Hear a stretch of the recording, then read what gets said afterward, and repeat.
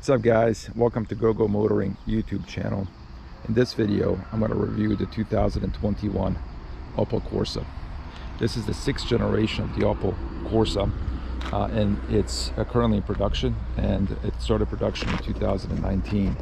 So the Opel Corsa has been in production since the 80s, and it's a very popular subcompact model of this European brand. Some of you may not be familiar with the Opel brand, but it's a German car company. It was a subsidiary of General Motors for many years, and then recently, I think in 2018, it was acquired by the PSA Group, which is a French car manufacturer that owns Peugeot and some of the other brands. So that's who owns this now, and I think that that PSA Group ended up merging with another group, I think in 2020, I think Centennial. So it's a pretty big, large French car manufacturer. But anyway, this is a European car. Like I said, it's a subcompact car, which is basically a front-wheel drive, four-door hatchback. These cars are super popular in Europe due to their small size and practicality. There are different engine options available for this car. This one comes equipped with a 1.3 liter 3-cylinder turbo that produces I think about 100 horsepower, 112 pound-foot of torque. There's also a naturally aspirated inline 3 version of this car, and then there's also an electric model as well. So different options for the car. Like I said, this one's the Turbo 3 that comes with a 6-speed manual transmission. Pretty lightweight car, weighs about 2,200 pounds curb weight, which is pretty light. Makes it a fun car to drive, as I'm going to talk about during the driving portion of the review. So let me kind of just talk about the exterior styling of this car. I think this is a great looking car. I apologize for the car being dirty. I'm on vacation in Croatia, and I'm not really sure where to take it to get a wash right now, but anyway, the car looks pretty cool. I'm going to try to show you some different angles here. Let's kind of start off with the front. It's got nice headlights, got those fog lights there as well. You get an aggressive front splitter there. One of my favorite design features is this little crease in the hood in the front. But yeah, great looking car. Just has enough styling to make it interesting, but not too much. On the side, here's the side profile. Looks pretty cool. I think these wheels are 16-inch rims, so they're a little bit small, but they do result in a more comfortable ride. But I do think that it's a little bit, there's kind of like one, if you had better rims on this car, I think it would look even better from the side view like it does here. Let me show you around the back. The back's probably my favorite part. I love this spoiler that you have up here. Kind of makes the car look super sporty. It's got that aggressive downward sloping line. I love how the taillights just kind of are angular and wrap around from the back to the side. But pretty cool rear end. So I'm a big fan of what this car looks like on the outside. All right, let me take you on the inside of the car. So before we go on the inside of the car, let me kind of show you the trunk space. Pretty good trunk space here in the back. It being a hatchback, that kind of adds an added layer of practicality there that allows you to stack suitcases and things of that nature. These seats are fold down rear seats. There's also a little platform that comes here that allows you to cover that up. I took that out for the purpose of today's video. Yeah, but a pretty nice interior. Here's what the car looks like from the back. Fairly spacious. I mean, I pulled the seat back way too much, but you can move it up a lot. I create more space, kind of like what you see here. But yeah, decent room for what this car is. Got some cup holders, I think, down here, or storage space. Here's what the car looks like from the front.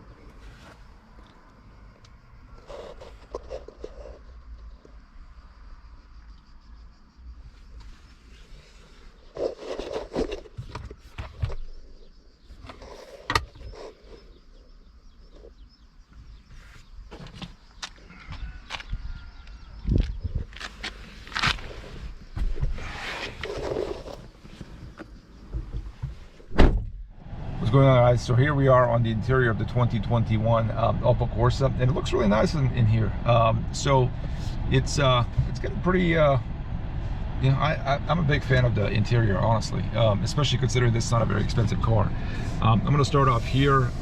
So you know, this whole dashboard here, it's got this sort of a mesh look to it, sort of like what you find in the new BMW 3 Series, but it really makes this look so much better than if it was just, you know, just like a flat hard plastic you know, material. So like it kind of gives it a little more texture, makes it feel premium. I love the you know, the speakers here. You got one here and one there. Looks pretty stylish. Get a nice big steering wheel, you know, big, you know, 2 o'clock and 10 o'clock notches for the grips. It's you know, there's a bunch of different you know, buttons here that allow you to control the steering wheel and everything else. So I'm a huge fan of this interior. You've got a digital display here that you can sort of, and you can change the display right now. I've got it in navigation, but you can also have, you know, car computer information, speedometer, rev counter, etc. And you get all that information with each of these anyway, but it just kind of looks a little bit different. You also have a nice display screen here that's pretty easy to use. It's, you know, you can touch it, and it works fine. Yeah, that's the 2 vents here. Really simple controls, like not too crazy, which is always good. Like that's kind of what you want in a car anyway. You've got your AC controls here. It's an auto, you know, it's automatic climate control, which is always nice. I just, like I said, I love how this sort of wraps around the driver a little bit. It's tilted toward the driver and it points up, so that's very nice. You got the 6-speed manual transmission with this one. You know, the transmission's fine. I do think it's a little bit clunky, and I think one of the reasons that it's what makes it clunky is that it's a, you know, this stick's like pretty long, and it's like a pretty big stick shift for a car that's this small. So they probably use this in all their models. But anyway, I think it's okay. You know, at least it's a manual transmission. But yeah, it's a pretty nice interior. Let me show you kind of some of the storage here. You got a little storage compartment there. Pretty big glove box compartment here that allows you to store a bunch of stuff. I mean, it's super deep. I don't even know if you can see all that, but it's pretty deep. You got some small European cup holders here. And a pretty big parking brake, again, a little bit too big for a car this size. But all in all, I do think this is a great looking car, both on the inside and the outside. Now, I love the steering wheel. You know, one thing that's nice about the steering wheel is that it's a big steering wheel. You have, you know, pretty good clearance through the steering wheel to see what those displays are showing. And the sister car of this car is the Peugeot 208. And sort of the big styling difference on the inside between this car and that one is the steering wheel. The Peugeot's got a smaller steering wheel that sits down low, so that you have an unobstructed view of the display panel. But as I explained in the driving review of this car, I think having, you know, a bigger, more round steering wheel like what you see here really improves the handling of the car and the driving experience of the car. So I'm a big fan of that. All right. I think that kind of sums it up, and I guess the last part of the review is for me to take this out on the road and give you my impression of its driving characteristics. Thanks, guys. So I'm on my vacation right now, and I'm filming this driving review of the 2021 Opel Corsa. So here I am currently driving through the Croatian countryside, through the back roads. And I'll tell you guys, like, if y'all are looking, you know, if you live in Europe and you're looking for a driving vacation, i.e. you're looking for a place to take your car, you know, on some cool, awesome roads to drive on, I can't recommend Croatia enough. Man, this country has some of the best driving roads anywhere, right? especially here on the coast. You know, it's known as Dalmatia. That's where I'm vacationing, and you know, the topography of the country is awesome for driving, right? Like it's very hilly. You've got these mountains, and you've got these roads, these narrow 2-lane roads that are pretty much like going up and down the mountains, right? Like they're wrapping around the mountains. So lots of, you know, curvy roads, you know, changes in elevation. Excuse me. Changes in elevation, and then obviously being near the water, on the Adriatic Sea, you have some of the most beautiful scenic views that you can ever ask for, right? Like at one moment you're on top of a mountain, you look to your right or you look to your left, and there's just Adriatic, beautiful blue Adriatic, you know, that you're driving next to. When you're not near the coastline, and you know, you're somewhere in these mountains, there's a ton of vineyards here. This is wine country here, and you know, you'll be going through these, you know, rustic villages, you know, going through, you know, you're seeing vineyard fields to your left and to the right, and then you see these, you know, stone churches and mountains, and, I mean, not mountains, but like stone churches, stone houses that have been built, you know, a long time ago. I mean, it's super scenic. I mean, you should definitely check it out. And if you're in Europe, and the last time I was here, I actually saw a McLaren Adriatic tour, right? Like, so I guess if you're in England, you can sign up to, you know, through McLaren to go on like a 10-day excursion where you're driving these awesome, you know, supercars, these supercar McLarens around the Croatian countryside. So it's not just me who thinks that these roads are awesome to drive on. You got basically a whole, you know, McLaren's developed a whole concept around. After 400 meters, turn left, 414. You got this whole concept, you know, built around, you know, driving around Croatia. So Croatia, Bosnia as well, which is where I'm from. You literally, you know, can't go wrong driving on either of those two in those countries. But anyway, back to the driving review of the 2021 Opel Corsa. Let me kind of begin by, you know, before I get into the specific driving characteristics, let me kind of talk about why 414 for 5.5 kilometers. Let me talk a little bit about why it's important to, when you're evaluating a car, you know, it's important to consider like where you're going to be living with the car, right? And what I mean by that is that, you know, in the US, cars are basically an extension of people's living environments, right? In most cities, you can't go anywhere without a car. You know, you pretty much sit in your house, you're in your house, you get inside the car, you drive somewhere, you park the car right in front of where you need to be, and you walk in, right? So it's, in America, there's a lot of driving involved, anywhere. And as a result, you know, kind of the car becomes almost an extension of your household as you're taking kids from soccer to practice, as you're, you know, going to and from work, as you're, you know, getting groceries, etc. And as a result of that, you know, cars there are a lot bigger, they're much more substantial, heavier.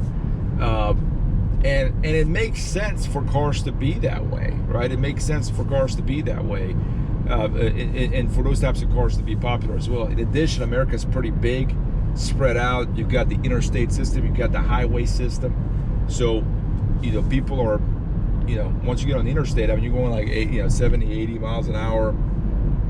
You need cars with, you know, high amount of horsepower, you know, that can cover those, you know, highway distances quickly and comfortably. On top of that, fuel is very, you know, cheap in America in comparison to Europe and the rest of the world. And I know I say that in 2022 when the fuel prices are through the roof, but even so, fuel is much more affordable in Europe. So, you know, for all these reasons, you know, I'm not surprised that in Europe, like, SUVs are number one. I'm sorry, in the US, you know, everybody drives an SUV. Everybody wants big, comfortable cars with plenty of room. They've got high horsepower outputs. all of that makes sense. So if I were evaluating this particular car, you know, for the purpose of it being used in the United States, like I don't think it would make, you know, like there's a reason you don't have a lot of these cars, like these small cars, these subcompact class cars in the US. But you take this car, right, and you put it in a different environment, i.e. Europe, i.e. you know, Croatia here, and a car like this starts to make a lot of sense, right? You know, so this is a subcompact class, and basically what that is, those are small, you know, 4-door hatchbacks. And believe it or not, a small 4-door hatchback like this would be considered a family car for a family in Croatia, right? They would have one car. They would, you know, need to have a car that's not very expensive. So I think the retail price of these is like $14,000-15,000. You would need a car that's super fuel efficient. I think the fuel efficiency of this thing is like over 50 miles per gallon. You would need, you know, a car that's small and easy to park. That's exactly what you have here. There needs to be a hatchback because that gives you a little bit of extra trunk space, so the storage space in this car is pretty good, believe it or not. And so yeah, like a family they wouldn't be looking at like a 3-row SUV to buy. They'd be looking for a subcompact, you know, hatchback, front-wheel drive hatchback to buy, like this car. And you know, in this environment, it would make a lot of sense. As I mentioned, you know, this car, you know, in Europe and Croatia in particular, like you drive, you know, most of the roads that you drive on are going to be, you know, 2-lane roads going through cities and villages. You know, in order to pass somebody, you have to actually get in the, you know, in the opposing lane of traffic in order to do that. And you know, so you don't necessarily need a big, powerful car to do that. On top of that, like there's a lot of changes in like the roads themselves. You know, one moment you might be driving on pavement, and the next thing you know, you may be parking on a gravel or grass parking lot. You may be going up on a sidewalk parking. So you need a car that has suspension that's pretty compliant,